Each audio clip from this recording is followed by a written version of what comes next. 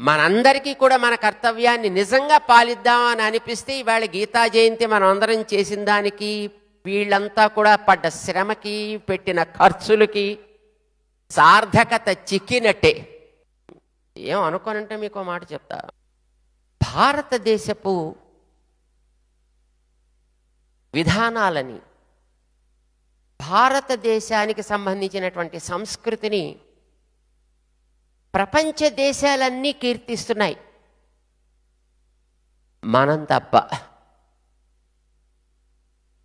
మనకి వీటిని గురించి మాట్లాడుకోవాలంటేనే సిగ్గు. ఏమిటోనండి ఇవన్నీ పెద్ద పుక్కిటి పురాణాలు అనేటటువంటి వీటి మీద ఒక చిన్న చూపు.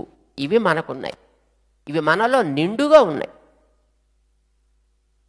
ఇవి ఎంతో విలువైనవని నేర్చుకుని వాళ్ళందరూ, బయట వాళ్ళంతా కూడా సంతోషపడుతున్నారు. మనకి వాటి మీద చిన్న చూపు మన తప్పు వల్ల రాలేదు. మిమ్మల్ని మేమే అంటలేదు, మీరంతా చాలా మంచోళ్ళు. ఇది మనం చదువుకునేటువంటి చదువుల ప్రభావం. కొన్ని తరాల నుంచి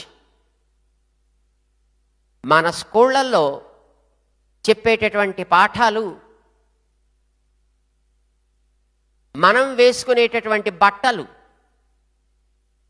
మనం తినే తిండి కూడా మనకి పాశ్చాత్యులు నేర్పినవి అనేట్టుగా మనకి పాఠాలు చెప్పారు. మనం అవే చదువుకున్నాం. ఇవాళ రీసెర్చ్ల దాకా అన్ని వాటి మీదే చేస్తున్నారు.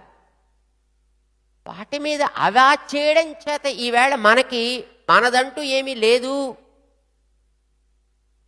పైగా మనకి ఏదో ఒక 2000 సంవత్సరాలు క్రీస్తు పూర్వం నుంచే అసలు మనం బట్టలు కట్టడం నేర్చుకున్నాం తప్ప అంతకుముందు మనకి బట్టలు కట్టుకోవడం తెలియదు, తిండి తినడం కూడా చేత కాదనే పాఠాలతోటి మనం పెరిగాం.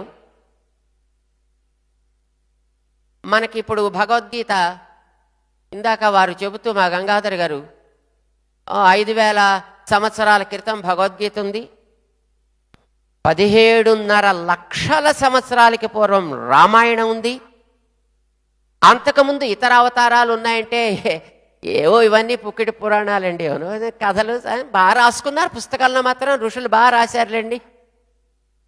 ఇవి మనకి వాళ్ళు రాసిన కట్టు కథల్లాగా అనిపిస్తున్నాయే తప్ప వాస్తవాలుగా మనం వాటిని గుర్తించటం లేదు అనేది మీరందరూ కూడా ఒక్కసారి గమనించాలి. ఆ భావాలని మార్చుకోవాలి. ఇవి మనవి, ఇవి వాస్తవాలు, ఇవన్నీ కూడా హిస్టారిక్ ఫ్యాక్ట్స్ అనేది మనం తెలుసుకోగలగాలని మీకు అందరికీ చెప్తున్నాయి మాట.